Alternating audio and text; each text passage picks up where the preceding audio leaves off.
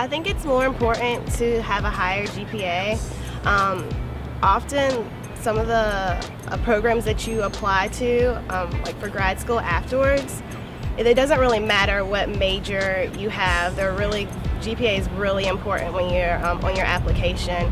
And so having that high GPA will kind of make you qualified for a lot of jobs, because in that respect, a way that many employers weed students out is just kind of having this GPA cutoff. So if you have like a 3.5, like you're a very competitive candidate in terms of applying for jobs.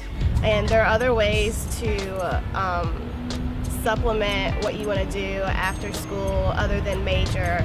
For instance, if you are like a biology major but you're interested in business management, you can join the business fraternity on campus, or use some of your extracurriculars to supplement your resume so that it's geared to what you want to do after school.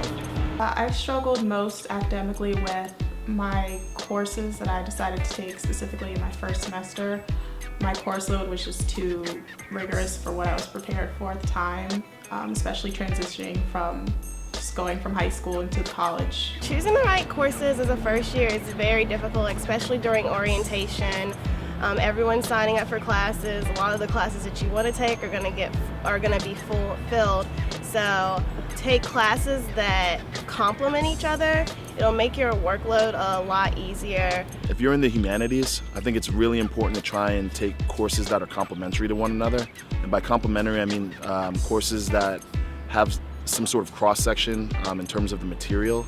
I found that once I started doing that, it was a lot easier to maintain and manage my workload, and it also reinforced my understanding of a lot of the information that I was learning.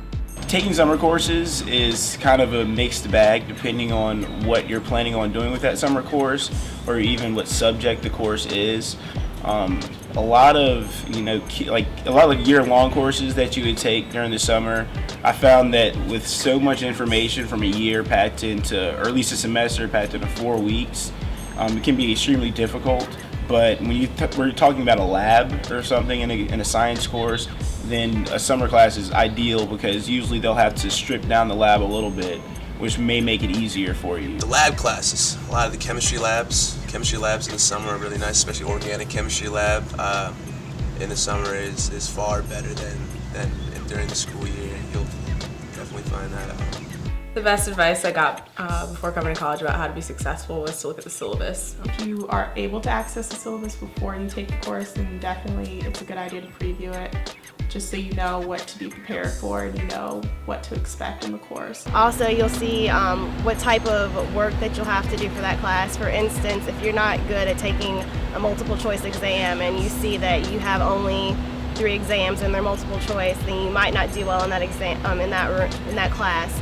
So you might want to take a look at the syllabus and just email the teacher and see if it's a good fit for you. Face-to-face time with professors is important, especially during office hours, because I found that kids in college, they don't necessarily go to office hours. I mean, teacher always, you get a class of 150 people and they say we have office hours on Tuesdays and Thursdays, and you go to office hours and there's one other kid in there, and if you don't understand something, chances are someone else doesn't understand it as well. So you're getting just a little bit of an advantage from getting some face-to-face time with the professor, because then you'll get tailored help for yourself. As well as if the professor knows your name, I mean, that's the possibilities are endless there, because you've got somebody that you can talk to, you've got someone that can write you recommendations later, and I think most people find that professors are pretty interesting. So.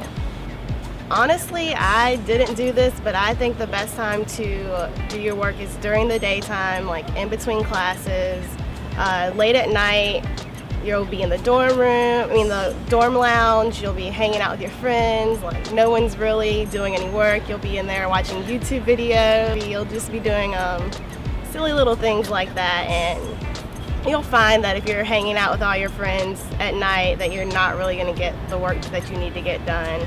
You'll end up procrastinating, and then next thing you know, it's 7 in the morning. It's like, oh, I have this paper due at like 12 in the afternoon. So the advice that I would give first years in terms of getting internships would be definitely to attend many of the career fairs that are offered or hosted at the university, because it's a great way to get to meet recruiters from so many different companies. And when you are applying, so if you are applying to a company and you have met the recruiter, it kind of gives a face to that application. Definitely networking is a really, really huge aspect to kind of getting, to kind of landing that first internship. If I knew I had an interest in something, I just would look on the health system wall of physicians and literally pick somebody, give them a call. I must have put out something like 53 to 60 emails, and was lucky enough to get a couple hits. Other methods were just simply walking around, introducing yourself and your interests, and following up with those people. During my first year, the course I struggled with most academically was chemistry, and if I could do it all over again, I would possibly begin my pre-medicine track my second year, just to use. And I say this just because I think it would have been better to have used my first year to get accustomed to university, build up a really, really strong GPA, and then dig deep into my pre-medicine courses, which I probably would have been better prepared.